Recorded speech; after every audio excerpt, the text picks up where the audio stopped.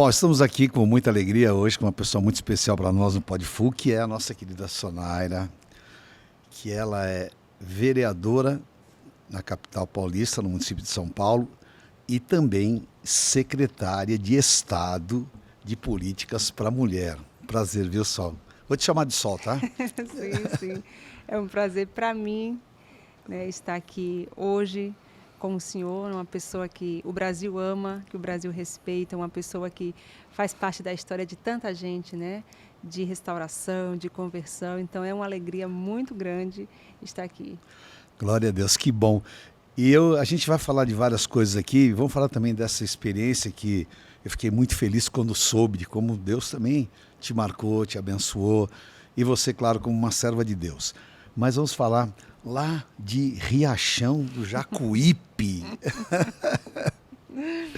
na Bahia. É quase que improvável, né? É quase que... Eu sou nascida em Riachão do Jacuípe, É. porque a minha cidade, que é Pé de Serra, não tinha maternidade. Olha só. Né, na época. Então, eu tive toda a minha infância numa cidadezinha do interior da Bahia, chamada Pé de Serra. Pé de Serra. Quantos habitantes? Hoje tem 14 mil habitantes. A época devia ter... Um pouco menos, um pouco menos. É aquela cidade que todo mundo sabe da vida de todo mundo. Todo mundo conhece todo mundo. Se der alguma treta, sabe onde mora o pai, onde mora o avô, todo mundo conhece todo mundo. E parente assim, né? Porque... Muitos, de milhões. Realmente é muito interessante. E você foi criada em Pé da Serra. O teu pai já tinha uma veia que ele era vereador? O meu pai já era desde cedo, né, envolvido com as questões, com as demandas políticas. Tá. Então eu e o meu irmão já crescemos nesse cenário. Olha que legal. De envolvimento do meu pai ali, coordenando algumas campanhas, estando ali lado a lado, né, o candidato a prefeito da época. Então a gente sempre teve esse ambiente assim que nos envolvia, né, o ambiente da vida pública. Maravilha. E eu gosto sempre de falar sobre os avós, porque eu fui criado pela minha avó. E a minha avó era espanhola, então a gente tinha algumas coisas assim, características daquela espanhola brava, mas obviamente ela foi muito importante na minha vida. E o teu avô era o seu Bidu. O Bidu. O Bidu que é o popular da cidade, né? Que todo mundo conhece, gosta de contar história, então é bem popular assim na cidade. Então, quando o pessoal ia fazer referência, né? Olha, você viu aí Augusto? É o filho de Bidu? É o Bidu. Ah, então eu sei quem é. Quer dizer, era o cara famoso da história. Era o famoso da história. E como é que era essa tua relação com o avô? Porque normalmente menina tem uma relação muito próxima, né? Uhum. A gente sempre foi muito, muito próxima ali, né, do meu avô. Sempre tivemos essa relação mesmo familiar, esse convívio, tanto do meu avô, que é muito popular na cidade, como também da mãe da minha mãe, né? Tá. Que foi quem nos ajudou ali também num processo difícil que nós enfrentamos ali. Então, o meu avô, a gente sempre tinha essa característica, né? Esse ponto que nos levava muito forte assim, ao meu avô. E também a minha avó, né? A mãe da minha mãe, por ser pessoas que sempre fizeram questão de estar perto dos netos, perto da família, de compartilhar. Então, a gente tinha essa relação sempre muito bem afinadinha ali. Hoje a gente conhece a Sol combativa, guerreira, posicionada. Você sempre foi briguenta assim de criança? A minha mãe fala, menina, você está pensando que você é quem? Pelo amor de Deus, para com isso sempre. Mas assim, eu sempre fui, eu lembro de um episódio que teve uma vez na escola, né, no ensino médio. E aí o professor, eu me lembro perfeitamente até qual foi o teor, assim, o diálogo, né? Ele fez eu conversar, ele dava aula, eu estava conversando com uma colega assim do lado, e aí eu disse para a menina assim, fala sério, vai, pelo amor de Deus. E era o professor de português. Ele disse, Sonaira, fala sério não, fala seriamente. Era aquele professor bem seriamente. Eu falei, não, eu falo como eu quiser. Aí ele falou, como é que é? Apóstolo. Jesus. Chegou em casa, minha irmã passou meu relatório para minha mãe. Meu Deus. No dia seguinte, ela falou, você vai na escola e você vai pedir desculpa ao professor no meio da classe. Que coisa. Que é para todo mundo ver. Você vai? Eu falei, não vou. Ela falou, você vai. Dia seguinte, cedinho, ela estava comigo na escola. Uau. Aguardou o professor entrar. Quando ele entrou, ele falou, vamos, agora é nós duas. Mas você veja como até essa relação com a escola, com o professor era muito diferente, não é? Sim. Porque a preocupação da tua mãe em te levar, em fazer você pedir desculpa e tal, porque hoje, infelizmente, o pessoal até agride professores, Sim, né? sim, sim, E é uma alienação dos pais. Mas é muito interessante porque são características que já vêm com a gente desde a infância. E não obstante você tivesse tido uma infância humilde, numa cidade pequena, mas claro que Deus já tinha caminhos assim para a tua vida. Como é que aconteceu a tua relação com Deus? A minha relação com Deus começou quando o meu pai ele foi acometido de uma enfermidade e nós achávamos que ele ia morrer.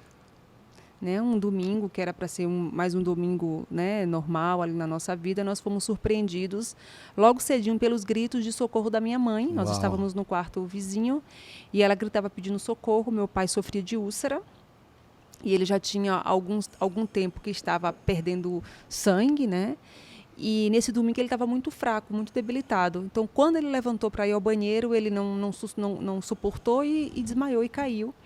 E nós ouvimos os gritos da minha mãe pedindo socorro. Quando nós corremos, eu Uau. e meus irmãos no quarto, ele estava caído, a minha mãe tentando reanimá-lo. E aí chamamos ali um vizinho que tinha um carro, colocamos ele nesse carro, fomos para o hospital e ele ficou lá. A cidade não tinha socorro para ele, então precisou ser transferido para uma cidade que tivesse o recurso para ajudá-lo. E ali, quando a médica disse, olha, infelizmente nós vamos ter que transferi-lo, vocês precisam organizar para a gente sair, já tem a ordem aqui.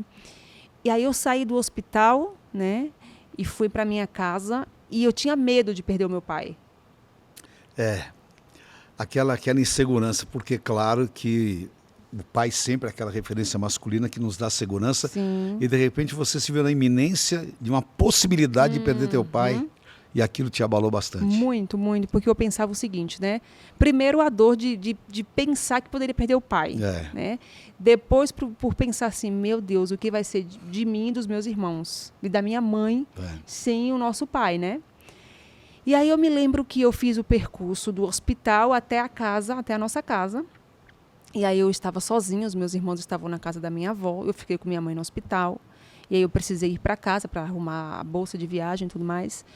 E aí eu lembro que eu entrei, tranquei a porta e eu fui lá para o quarto dos meus pais, onde tinha acontecido tudo, fechei a porta. E eu lembro que eu abri a Bíblia, eu não me recordo o salmo, mas eu lembro que eu abri a Bíblia, ajoelhei no quarto dos meus pais e eu pedi para Deus assim, Deus, por favor, não deixa meu pai morrer. Uau. E aí eu deixei a Bíblia aberta na cama deles, né? E aí eles viajaram. Né, foram para... E é engraçado, apóstolo, que o meu pai, ele pensava de fato que ele ia morrer.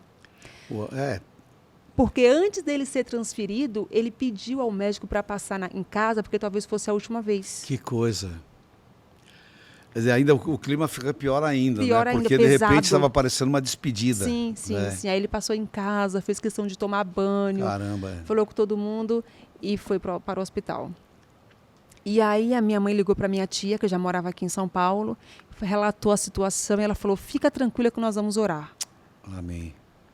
E assim, foi a maneira como Deus fez, sabe? O processo de cura na vida do meu pai. Amém. Foi algo assim que somente Deus podia providenciar e fazer. Você tinha quantos anos nessa época? Eu tinha uns 16. Quer dizer, na realidade era um momento até decisivo na tua vida também, né? Sim. Porque esse encontro com Deus determinaria um futuro de uma relação firme com Deus. Sim. E um episódio como esse nos marca profundamente. E você viu aí então a resposta da oração, Deus trabalhando na vida do teu pai. Sim, literalmente. A minha mãe, quando ela ligou para a minha tia era a única cristã da família, e ela falou assim, fica tranquila que nós vamos orar, e eu creio que Deus vai fazer um milagre. Amém. E aí ela reuniu algumas irmãs ali, né, da oração, da intercessão, foi para a oração. E aí a minha mãe já desesperada, porque o corpo do meu pai rejeitava as bolsas de sangue, não aceitava, e ele debilitado. E aí chegou um determinado momento, né, que ela ligou para minha tia e falou, olha, eu acho que realmente ele não vai resistir, ele não está aguentando.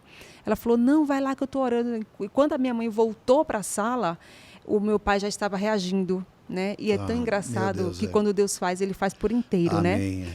Deus, ele curou meu pai. Uau. Que os médicos depois falavam assim, mas não é possível. Como que você não tem mais nada? Quer dizer, houve uma reversão, vamos chamar assim, anormal do quadro dele. Totalmente.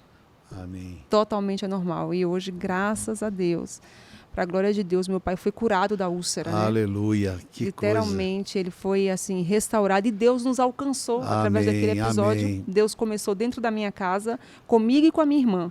Que bênção. E aí ele vem fazendo... A tua irmã é mais nova? A minha irmã é mais nova. É, maravilhoso, porque caminhos de Deus tão profundos, né? Sim. Que de repente, hoje ainda eu falava sobre isso, que muitas vezes a gente não consegue fazer a leitura correta, mas na diversidade é uma oportunidade para Deus operar. É verdade. E foi o caso que aconteceu com você.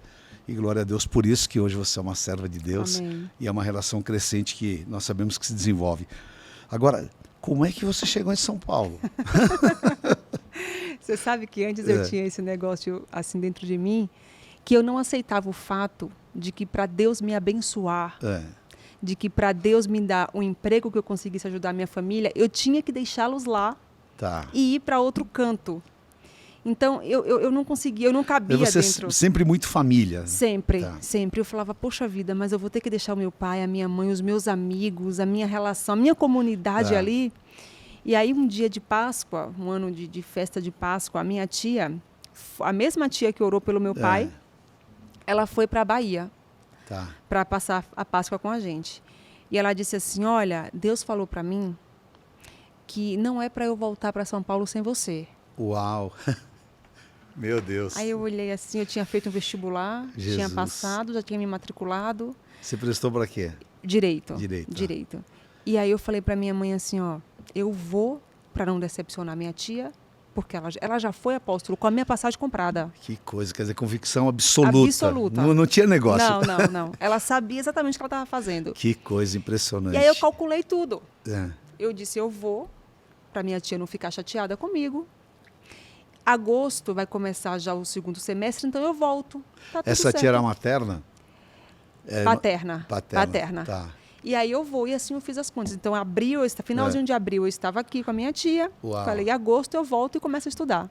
E você não conhecia até então São Paulo? Não conhecia.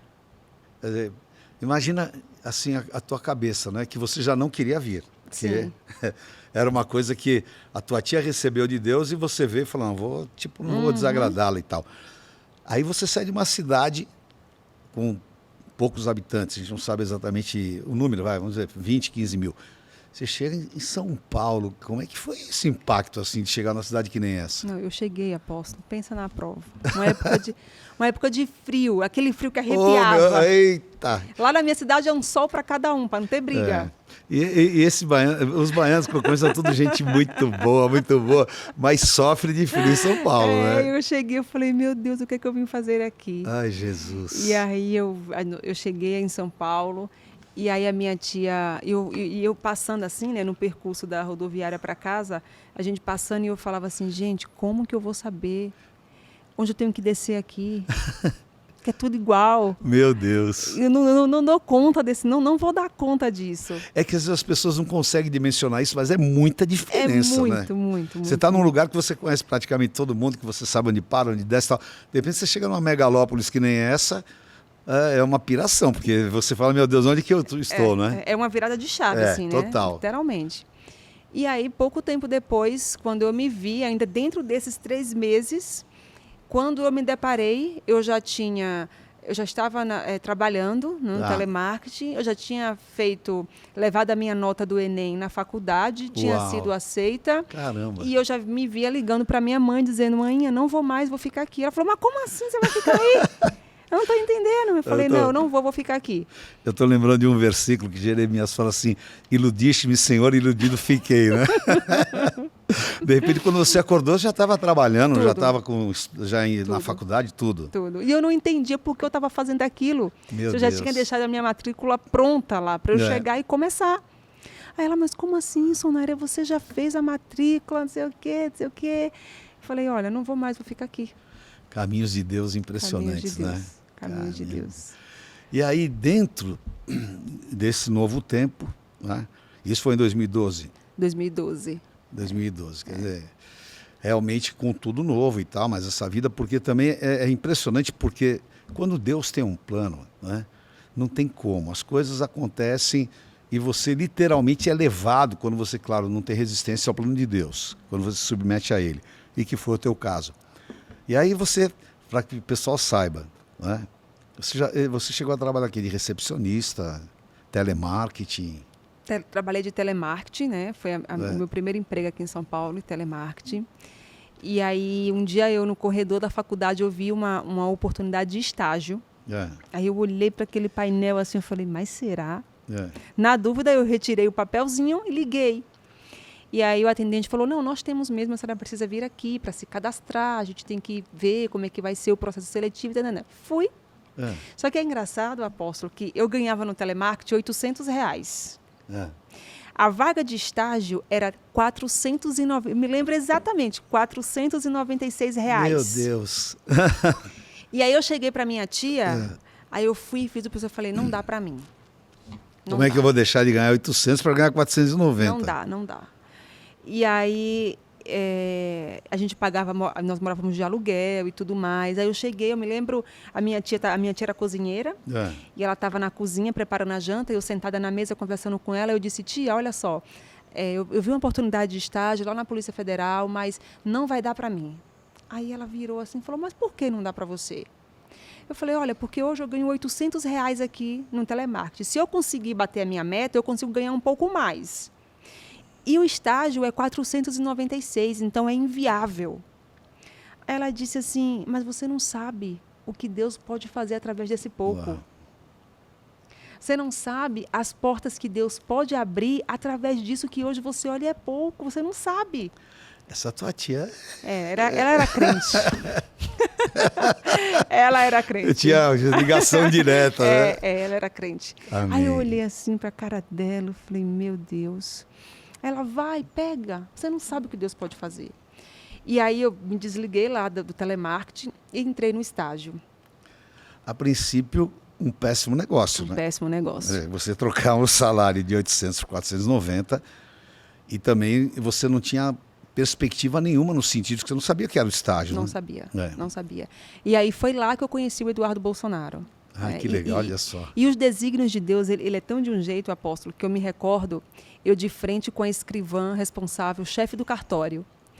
E aí eu cheguei, sentei, ela me olhou, aí falou, deixa só eu ver com que eu vou colocar você para trabalhar. Ela pegou uma pasta gigante e começou a passar os nomes, né? Não vou colocar você com esse, não vou colocar você com esse, ia passando.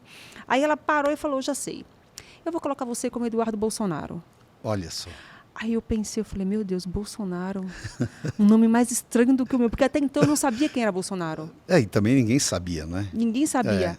Aí eu falei, tá bom. Aí ela falou, hoje ele não está, porque ele está de missão e tudo mais, você já pode ir lá na sala, pode ir se instalando, pode ir percebendo o ambiente, e assim eu fiz. Uau. E a partir daí,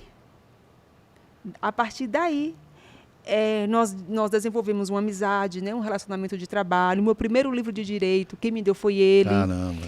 Então, daí Deus foi abrindo. Vamos fazer só um parênteses aqui, né? Porque muita gente, às vezes, olha assim para o Eduardo, né? E pensa que ele é um cara durão, um cara, né? Policial federal. Mas é completamente diferente, né? Ele, assim, tipo, é um cara doce. Doce, né? sim. O Eduardo, ele é, além de ser muito simpático, né? Ele é muito humano e justo. Eu gosto muito dele, muito mesmo, assim, do sentimento que ele tem, isso que você falou, né? Sim. É humano. Sim, é humano, é justo, né? E ele é muito equilibrado. Então, quando ele chegou, né, ele falou, então é você que vai ser minha estagiária, né? Começou brincando, eu falei, sou eu. E ali nós fomos criando um relacionamento de amizade, né, de trabalho e tudo mais. A primeira eleição dele de 2014, ele falou, anima a vir comigo, trabalha no meu escritório. E foi a primeira vez? A primeira vez, 2014. E ele disse, você anima a trabalhar comigo no meu escritório? E ele saiu candidato a? Deputado federal. Deputado federal já? Foi. Tá. E aí eu aceitei, aí eu trabalhava com ele de manhã no escritório. Tá. À tarde mantive o estágio e à noite eu ia para a faculdade. Uau! Quer dizer, é uma vida facinho, né? Facinho, molinha. Molinha. E eu vendia lanche também para ajudar, né? Uau! Nos custos de casa, aluguel e tudo. E aí, apóstolo, a gente estava com uma campanha na igreja, né? Por isso que é bom a gente participar, né, das coisas da igreja, Amém. a gente ter certeza, né? A gente acreditar naquilo que é proposto. E nós estávamos em uma campanha. Tá. E eu acreditava naquilo, sabe? Eu acreditava que Deus poderia fazer, mudar e continuar fazendo. Fizemos a campanha, ele ganhou e tudo mais. E ali um dia eu estava na sala com a minha tia, a gente estava conversando, né, sobre tudo que Deus já estava fazendo, das pessoas que eu já tinha conhecido. O telefone toca. Quando o telefone toca, era ele. Aí eu olhei e falei, tia, olha só. Ela falou, atende, menina. E aí era ele falando, poxa, você viu que a gente ganhou. E aí eu me lembro exatamente do que ele falou, olha, ficaria muito feliz se você topasse vir trabalhar comigo. E eu sentada no sofá sem acreditar. Aí ele falou o salário, apóstolo, era melhor do que o que eu ganhava no estágio. Aí eu me lembrei da palavra da minha tia. Amém. Olha, você não sabe o que Deus pode fazer através desse pouco. Amém, né? amém. Então, o seu posicionamento não é a Glória sua a Deus. condição, é a sua posição diante de Deus. E aí envolve tudo, né? Você como serva de Deus, aquilo que realmente Ele viu em você, o teu trabalho, a tua lealdade, tudo isso porque, óbvio, que todas as pessoas precisam de pessoas muito boas e sérias ao seu lado, e a gente sabe que isso não é assim, como falar, abundante. Mas Ele identificou isso em você. E você também estava dentro de um plano de Deus que era muito maior do que você poderia imaginar, projetar, porque era impossível, de repente, você vai para um estágio mal remunerado, né, que era mal remunerado, mas você paga um preço para isso, dentro de uma orientação que a sua tia, obviamente, sempre teve de Deus.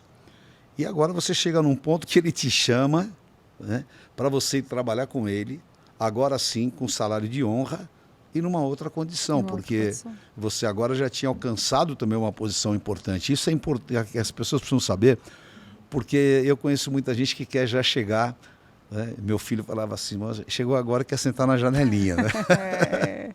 Mas é uma caminhada, não é verdade, Sol? Sim, e a gente precisa entender, né, que tudo faz parte da formação do nosso ser, da preparação de Deus, para que a gente ocupe o lugar futuro que Ele tem, né, dos processos. E eu tenho meditado esses dias, apóstolo, que é muito assim, não é sobre a sua condição, né? Se a gente fazer uma releitura rapidamente, né, no personagem, na história de Jó, a gente vai ver que, embora a condição de Jó levasse Jó a talvez atender o pedido da mulher, olha, amaldiçoa esse Deus e morre.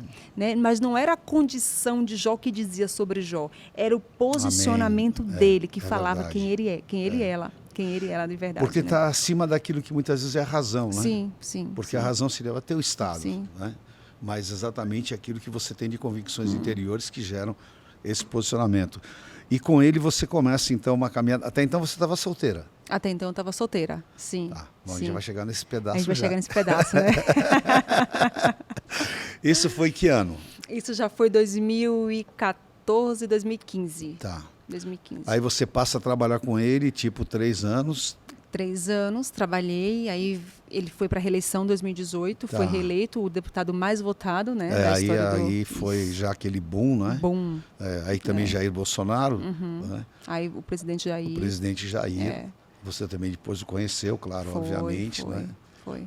E Deus foi estreitando esse relacionamento de maneira incrível. Sim, né? E eu gosto muito, né? Porque hoje a gente vive uma degradação, às vezes, social muito grande, né? As pessoas hoje têm um problema de formação de caráter e de lealdade. É verdade. Então, eu gosto muito de guardar, né? De ter no meu coração as pessoas que Deus usou para mudar a minha história, Amém, né? Para amém. mudar a minha vida.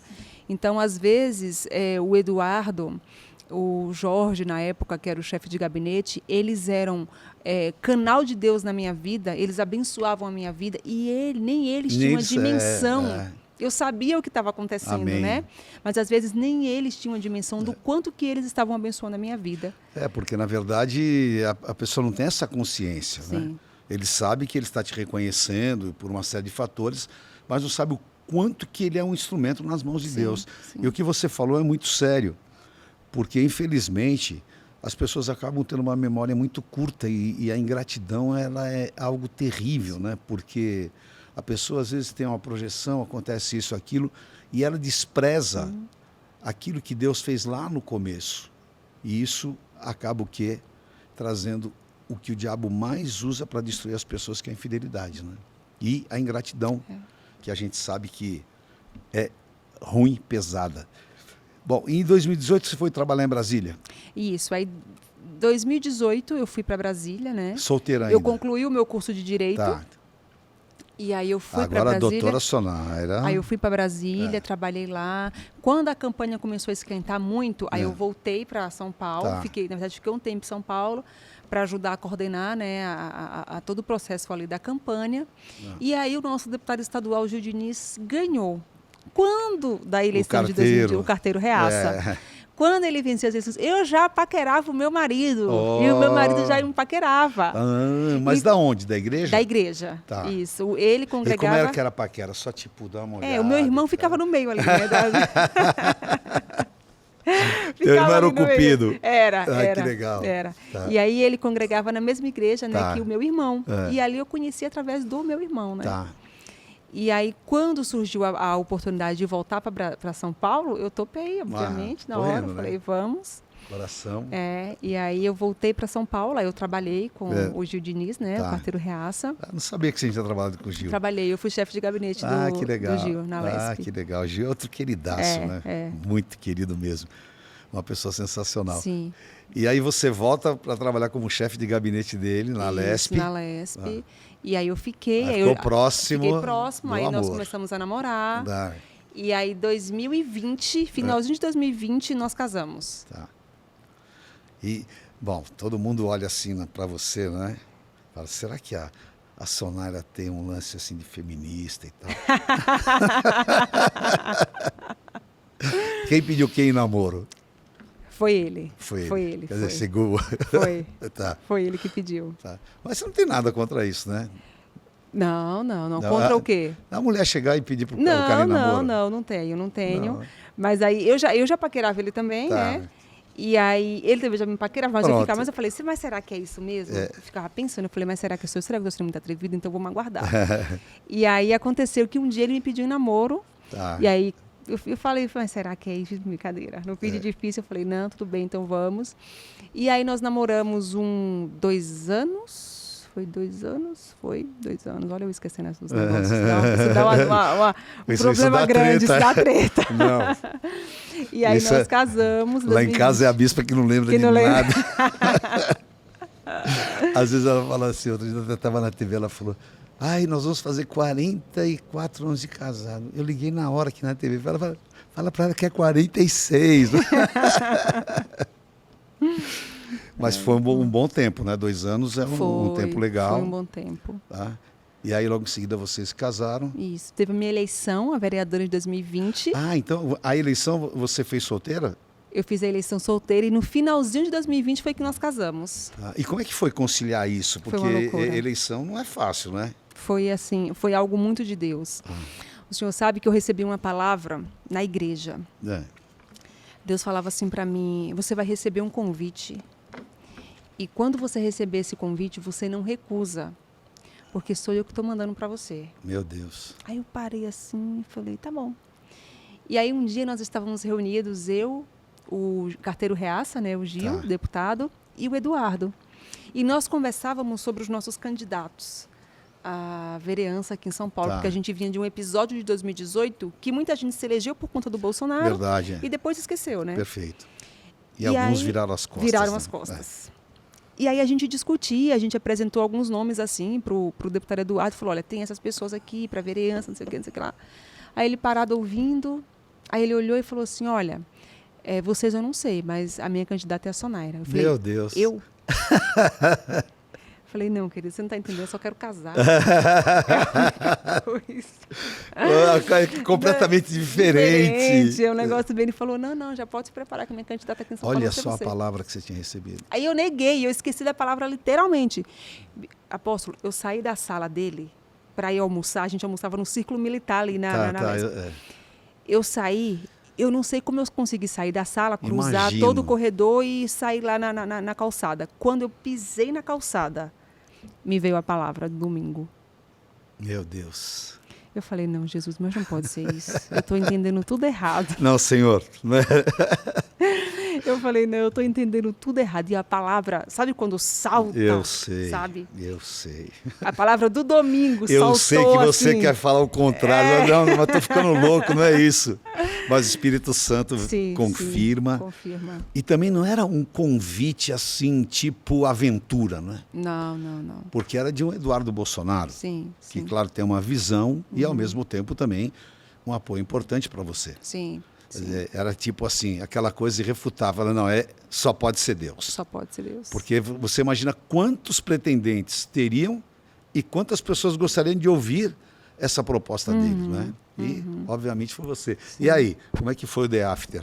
E aí eu fui, almocei, eu almocei pensando naquilo, aí a comida até trava, né? Fica pesada. E eu falei, mas vamos ver, vamos caminhar. Eu falei, vai esquecer, vai passar o tempo, vai esquecer. E não aconteceu, né? Então, nós começamos a fazer a campanha exatamente no limite ali que a lei diz que nós temos que começar, nos 45 dias. Nos 45 dias a gente começou, eram 6 pessoas na minha equipe. Meu Deus, quanta gente. Para a cidade de São Paulo. Meu Deus. E a gente não dá meio bairro, né? Não dá. E a gente se revezava aí para trabalho de rua, fazendo, entregando. Quer dizer, literalmente teria que ser um milagre Total. a tua eleição. Total. Porque com 6 pessoas, 6. Muito recurso. Quando nós chegamos na prestação de contas, que apresentamos assim, ó, o pessoal olhou assim para nossa cara, olhou para o papel, olhou para nossa cara. Aí eu falei, olha, é isso mesmo, tá? Não teve nada, tá aqui, tá tudo certinho, é isso aqui. O nosso voto, salvo engano, na época custou 30 centavos. Meu Jesus. Quer dizer, é assim, impensável. Impensável. Não tem impensável. como. É a mão de Deus. É o que sempre a bispa fala, que milagre não se explica, milagre se vive. Porque era um projeto de Deus na tua vida. Era Deus. Deus determinou. Deus determinou e... E você acabou tendo 17 mil votos. 17.881. Divide 17 por 6. É milagre. Milagre. A gente que conhece todo esse processo, sabe como é que é. Foi realmente, sem dúvida, um milagre. E porque Deus tinha determinado isso. Sim. E como é que ficou o noivo? Não, aí vem aquele negócio, aí passou a emoção da eleição, né? Passou tudo, agora vamos no que resta aqui do casamento. E aí nós corremos, a eleição foi em outubro e nós casamos em novembro. Dia 28 de novembro nós casamos. Olha, o dia do aniversário da bispa, sabia? 28 de novembro nós casamos. Que legal. E aí aí dia 1º de 21 já foi a posse e a gente está nessa loucura até hoje. Glória a Deus. E é assim, né? As coisas vão se encaixando. Vão se encaixando. Como eu falo, é o Lego de Deus. Deus da graça. Deus da graça e a gente vai sustentando. Sim. E agora você tem um desafio enorme, porque a Câmara Municipal de São Paulo não é fácil. Né? E eu vou te fazer uma pergunta. Você já se sentiu discriminada alguma vez pela tua condição de ser nordestina, pela tua condição de mulher, de negra? Você já sentiu, já houve assim agressões? Eu sei que agressões existem, né, principalmente no parlamento, mas algo assim que você tenha foi para casa e pensou, meu Deus, aonde eu estou abarrando meu burro aqui, né? A maior discriminação que eu já enfrentei é o fato de ser cristã. Incrível isso. Não foi a cor da minha pele. Nada. Não, é o fato de ser cristã. Olha que Quando coisa. você chega e fala assim, ó, eu sou evangélica, parece que há uma manifestação assim de, sabe? E o maior preconceito que eu ainda enfrento hoje é o fato de ser cristã. Olha que coisa impressionante. Eu acho que isso muito pouca gente sabe, né? Muito. Então, assim, ó, quando você fala assim, qualquer episódio, é qualquer evento, é qualquer discussão religiosa, né, que envolva as diferentes religiões hoje, beleza. Mas se você puxa aqui e fala assim, olha, existe uma outra parcela aqui que a gente quer discutir também, nós somos cristãos, nós somos do segmento evangélico, assim, sou agressivo, sabe? É impressionante isso. Aquilo que deveria não ser agressivo, porque a gente sabe que a parcela importante da sociedade que nós somos. Sim. Né? E, por outro lado, também a tolerância que existe, porque quando a pessoa fala para você ou fala para mim qual é a religião dela, não há reação absolutamente nenhuma contrária. Nós podemos até pensar diferente, entender diferente no aspecto espiritual, mas nunca transferir isso para o pessoal. Só que conosco não existe essa preocupação, não, né? Não existe. Outro dia eu vi um debate teu que eu estava vendo com a bispa, é só! Que era exatamente com outra mulher que te atacava por esses pontos, né? Sim, eles diziam que eu ficava usando a Bíblia para esconder o meu ódio e que eu precisava fazer terapia porque eu era uma pessoa odiosa, porque eu era uma pessoa preconceituosa, homofóbica, não sei o que lá. E assim, então, é assim que nós somos tratados quando a gente fala assim, olha, a gente não é contra a diversidade, não. Vocês podem... Mas, assim, existe um outro lado aqui. Deixa eu apresentar para vocês o meu lado. Não pode. Não pode. Não pode porque esse choque de valores é inadmissível para eles. Sim, né? sim. Porque eu sempre falo isso. Eu respeito profundamente. Eu sempre fui assim, graças a Deus. Nunca tive essas... paranoias de extremo de nada. Eu procuro respeitar o máximo possível, mas eu exijo que respeite também.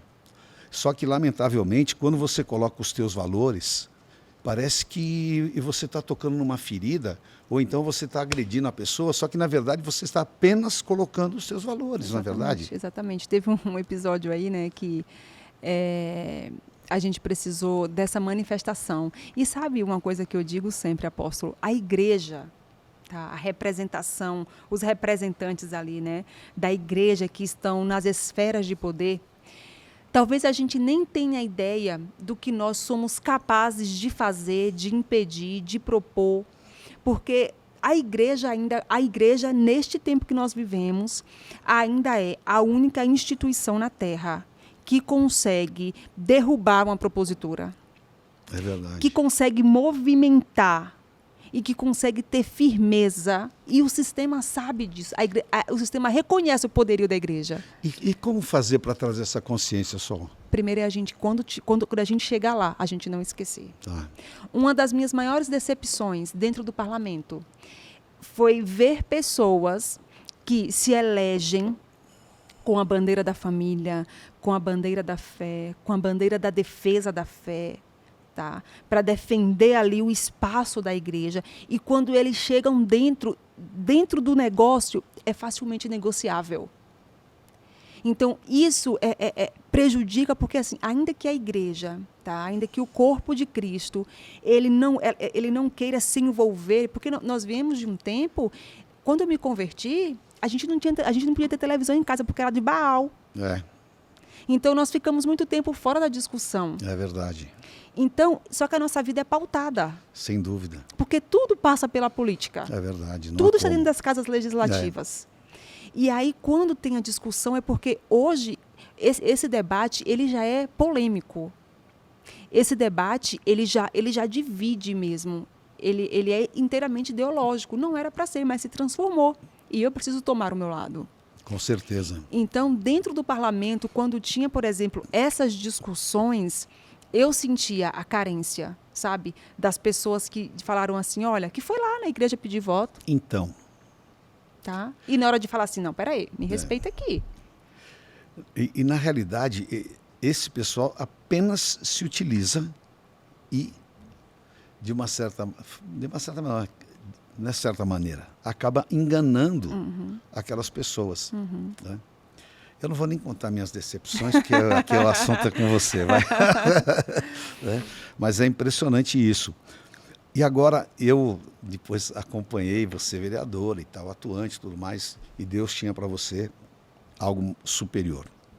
E que eu sei também foi uma guerra, né?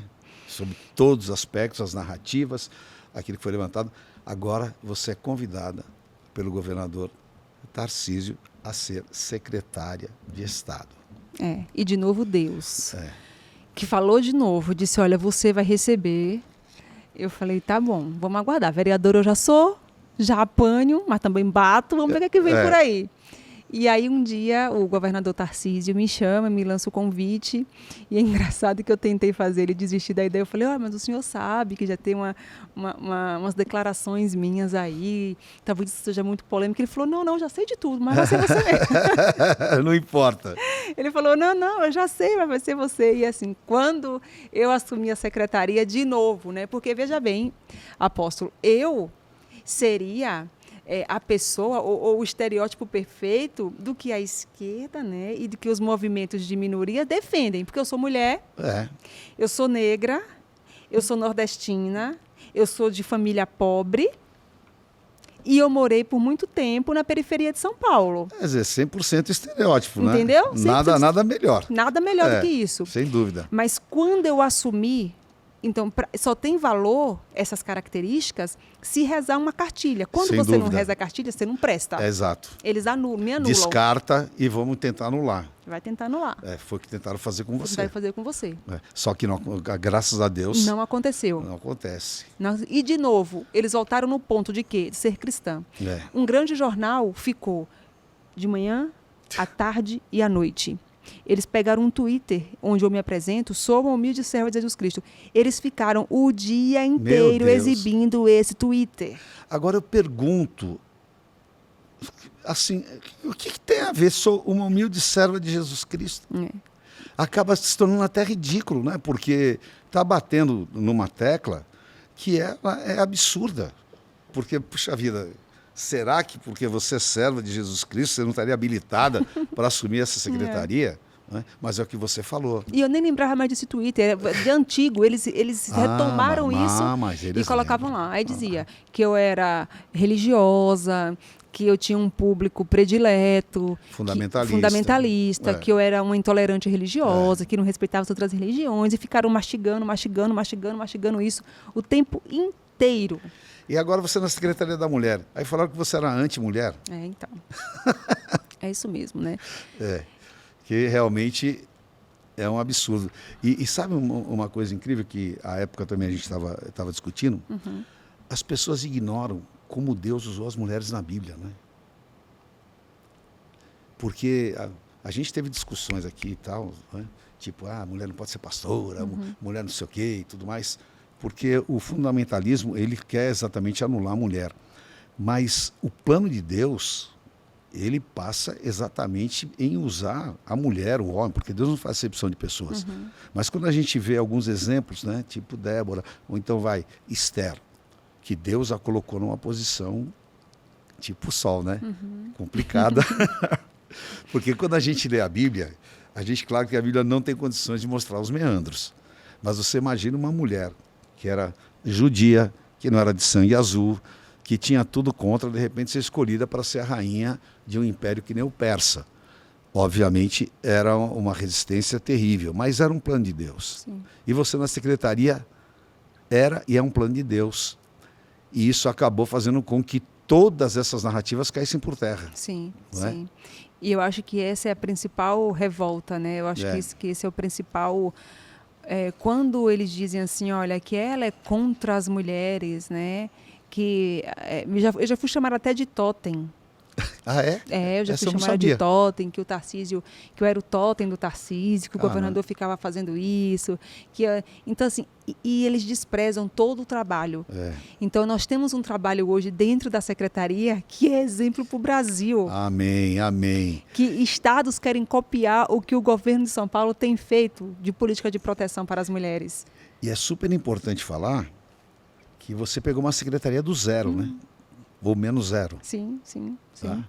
E que, na verdade, se você fosse até... Os caras são loucos, né? Se você fosse o totem, né, não teria acontecido nada. Exatamente. E hoje, a secretaria acaba sendo esse modelo. E a gente pode falar que esse protocolo, não se cale e combate a violência. Aonde? Nos bares, nas festas, em tudo aquilo que Você não está lá, mas você sabe a responsabilidade e também se preocupa com aquelas pessoas e aquelas mulheres que estão lá, não é verdade? Sim, nós lançamos o protocolo Não Se Cale. Nós temos uma campanha publicitária junto com o metrô, que é de combate à importunação sexual dentro do transporte. Fantástica. Nós temos o acordo junto com o Tribunal de Justiça e com a Secretaria de Segurança Pública do uso de tornozeleira eletrônica nos agressores de violência doméstica. Nós estamos preparando agora na Secretaria da Mulher para entregar no dia 8 de março o pagamento do auxílio aluguel para as mulheres vítimas de violência. Uau. E depois inserir essas mulheres dentro do programa de habitação. Nós temos fóruns de debate e combate à violência contra a mulher. Nós temos seminários. Nós temos o crédito da mulher empreendedora de 50 milhões. Uau. Então, quando eles não noticiam. Não, porque isso também, na realidade, é aquilo que jamais eles poderiam imaginar que você fosse fazer. Sim. Porque, obviamente, o pensamento deles era, tipo, essa daí vai, sei lá, vai pregar a Bíblia lá e tudo mais. Sim. Só que é impressionante como realmente nós andamos na contramão do que eles pensam. E Deus tem te dado graça e são coisas assim, importantíssimas e algumas que muita gente nunca quis pôr a mão. Como esse caso da importunação no transporte. Sim. Que é uma realidade que as mulheres sofrem terrivelmente, mas que de repente você, com a tua consciência pessoal, profissional e obviamente espiritual, pode tocar num ponto que vai realmente determinar uma segurança e ao mesmo tempo também uma condição de qualidade de vida para a mulher muito superior. Porque você imagina, né, uma mulher que sai de casa, que deixa os filhos, que vai batalhar, que pega um transporte abarrotado e ainda importunada, pelo amor de Deus, né? Então, eu só quero te parabenizar. E tem a Casa também da Mulher Brasileira, que é de acolhimento, né? Como é que é esse projeto? O nosso programa é Casa da Mulher Paulista. Tá. Né? Nós temos um projeto de entrega de 51 casas da Mulher Paulista. Nós já entregamos 2. Então, nós já inauguramos em Barretos e em Pederneiras. E como é que é essa casa? Esta casa, ela funciona como um acolhimento, Tá. né, às mulheres vítimas de violência. Uau. Então, nós estamos construindo... Que eles falam que a igreja não trata isso também, Eles né? falam que a igreja não trata isso, né? Então, nós estamos construindo, junto com o município, a funcionalidade destas casas. Né, para que a mulher seja acolhida, para que a mulher seja ouvida, para que a mulher tenha ali uma acolhida, ainda que de passagem, junto com os seus filhos, né, nos casos em que exige a retirada da mulher ali do convívio do seu agressor, para que essa mulher seja acolhida e direcionada, né, para a rede de apoio que o município tem, né, que o município já elabora ali no seu dia a dia.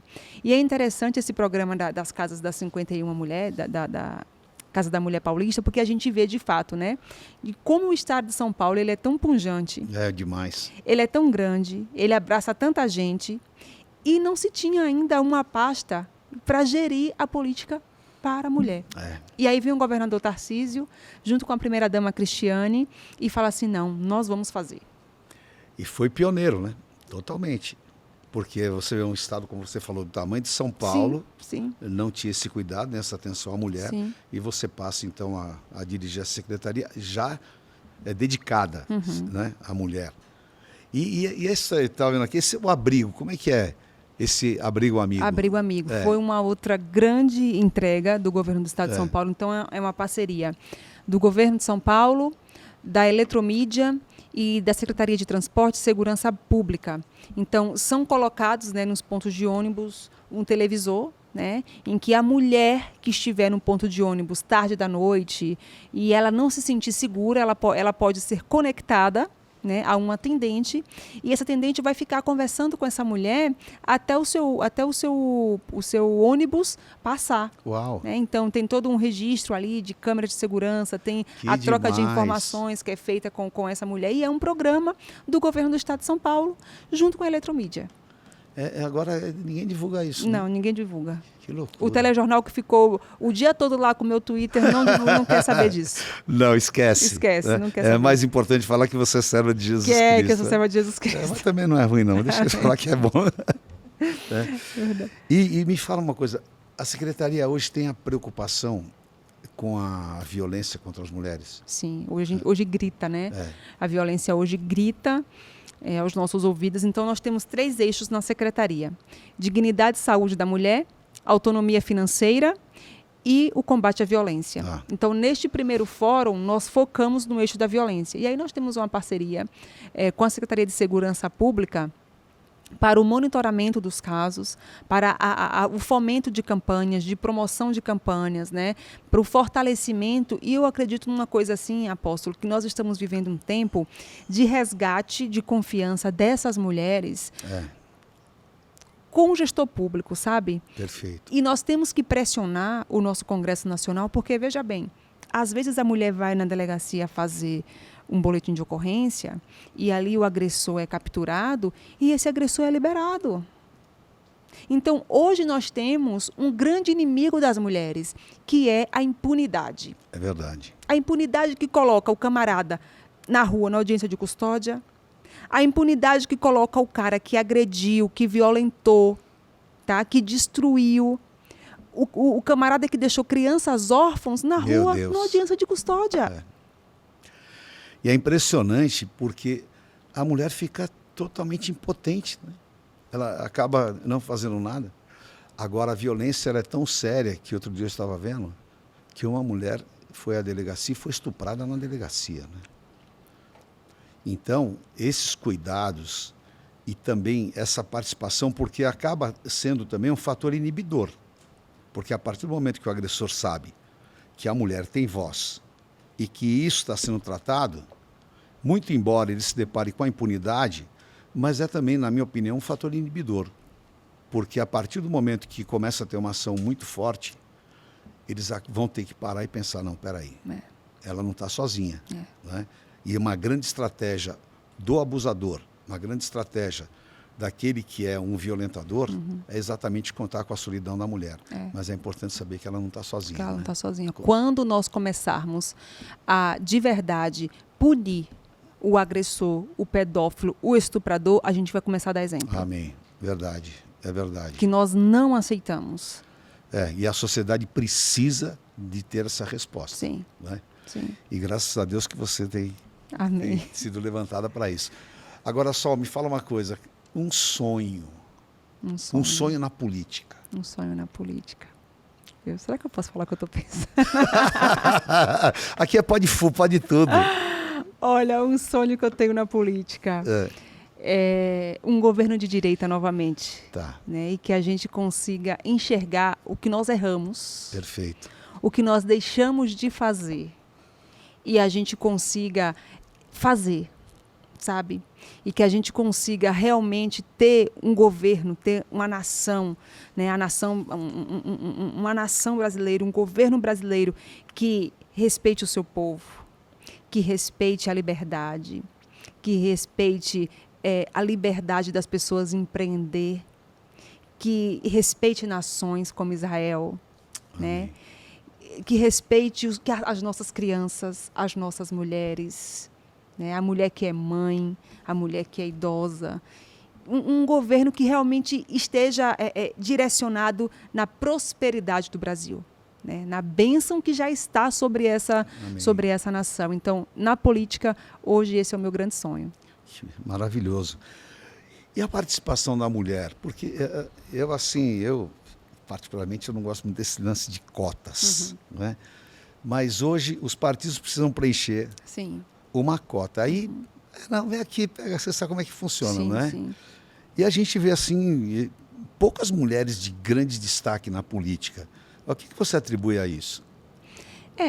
Primeiro a gente vê, assim, a gente não nega o fato da violência política, né, que ela existe dentro desses espaços. A gente tem um exemplo da deputada federal Júlia Zanata, que foi ali, né, sofreu um assédio dentro da Câmara dos Deputados e nada foi feito.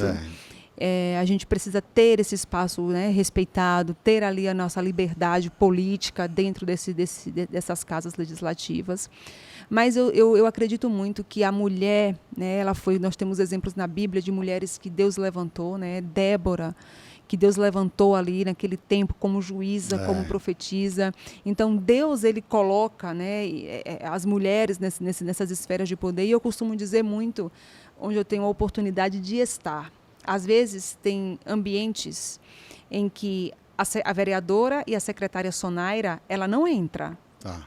E tem ambientes em que a obreira sonaira, ela não consegue entrar. Tá. Então, Deus me deu o título de uma autoridade política para que a igreja esteja representada através de Amém. mim. E aí nós precisamos entender a mulher, né, neste tempo que nós sofremos ataques, né, ataques de desmonte da feminilidade e ataque de desmonte da masculinidade, um ataque à família, um ataque ao papel original da mulher. A gente precisa ter esta consciência, né, de que Deus nos elegeu no meio dessa geração para uma função específica, sem perder a direção daquilo que realmente importa. Amém. Da nossa direção e do nosso papel primário. Né? Então, essa construção da mulher no mercado de trabalho, essa construção e essa representatividade da mulher, né, dentro da política, seria muito bom que se as mulheres não fossem uma cota. Mas hoje a gente precisa, os partidos precisam tratar disso para que até se respeite o papel da mulher dentro também desses segmentos. Que não deveria ser assim. Que não deveria ser assim. Mas que, infelizmente, é. Agora, você é uma líder, né? E eu sempre falo que liderança não adianta ensinar em faculdade. É verdade, é verdade. Isso é uma coisa realmente que Deus estabelece. E você, como líder, uma igreja, um clube, alguma associação que queira falar com você e tudo mais, para você fazer uma palestra de consciência e até mesmo fóruns, porque eu acho muito legal quando as pessoas têm com quem falar e colocar suas dúvidas, né? Sim, sim. Você faz isso regularmente? Eu faço isso. Eu acho que nós temos essa necessidade de estar nesses espaços, de estar na Câmara, de estar na LESP, de estar no Senado Federal, porque nós ficamos muito tempo longe deste debate e trazer a igreja para dentro dessa discussão e estar na igreja também no meio dessa discussão. Então, eu vou, né, eu falo com as pessoas, a gente vai, pode ser através das minhas redes, né, que a gente está lá monitorando, Sonaira_SP, e nós vamos, é só chamar que eu vou. Maravilha, a gente vai deixar aqui direitinho todos os dados aí, para que você chame e a Sonaira vai. Agora, vamos fazer um bate-bola? Para político, às vezes, não é muito legal, mas... vamos lá. Mas a gente tem liberdade. Vamos lá? Eu falo, você responde de pronto. Tá. Tá bom? Tá. Um time de futebol. Vai, Corinthians! Tem gente vibrando aqui no estúdio. Puxa vida, que decepção só. Mas eu tô uma coisa pra dizer assim, um time português. Não tem briga, não tem nada. É que nem meu pai. Meu pai era corintiano roxo, doente. Mas quando eu chegava, para quem que você torce? Para o Juventus. Aí resolvia a parada. Tá? Um país. O meu Brasil. Uma língua. Portuguesa. Uma profissão. Advogada. Bom, não vou falar um marido, que já... Claro. Uma comida. Massa. Não é nada baiano, não? Não. Não, é massa mesmo? É massa mesmo. Sou apaixonada. Que coisa. Ótimo. Um molho. Bolonhesa. Uau. Bolonhesa é top. É top. Top. E uma carne. E uma picanha. Uau. Fantástico. Agora, um presidente. O Bolsonaro. Com toda certeza. Você acha que ele foi o melhor que o Brasil já teve? Eu acho que ele foi. Por tudo que ele resgatou nos brasileiros. O sentimento de patriotismo, o resgate, a valorização da família, a preservação da inocência das nossas crianças. Eu acho que o Bolsonaro resgatou isso, sabe? Devolveu isso aos brasileiros, na verdade. Uma música. A resposta é que eu vivo de milagres. Com certeza. Maravilha. Um ídolo. O ídolo é sempre difícil assim, né? Mas eu vou lá no merchan que diz, é Jesus, né? Amém. Maravilha. Jesus. Beleza. Ele é rei, ele é senhor, ele é tudo. Amém. Sol, sem palavras, obrigado. Muito obrigado por você ter dispensado esse tempo aqui conosco. E eu vou deixar o microfone para você, deixar suas considerações finais com toda a liberdade. Gente, a honra é sempre minha.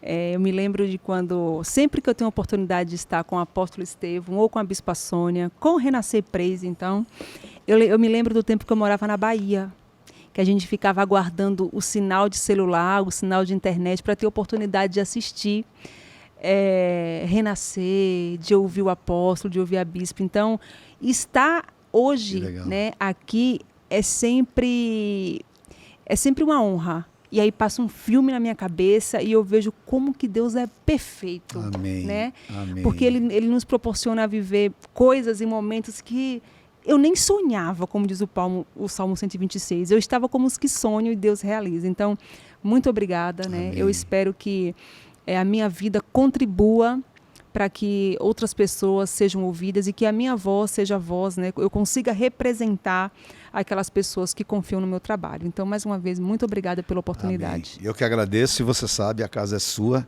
Tá? Eu só esqueci de perguntar uma coisa. Um prefeito. Eita, ficou estreito, né, irmãos?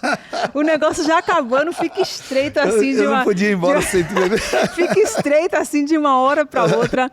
Olha bem, o prefeito nós temos assim na nossa história, desde quando eu cheguei aqui em São Paulo, né? Eu peguei poucos mandatos assim de prefeito, né? Mas hoje na Constituição, né, na composição atual que nós temos, o prefeito é o Ricardo Nunes. Maravilha. Ricardo Nunes. Fantástico. Sol. Beijo na família linda, Deus abençoe. Amém. Obrigada. Obrigada. Esse foi o nosso Pod Full. Deus abençoe a todos vocês. Muito obrigado e aguardem próximos excelentes convidados sempre. Obrigado.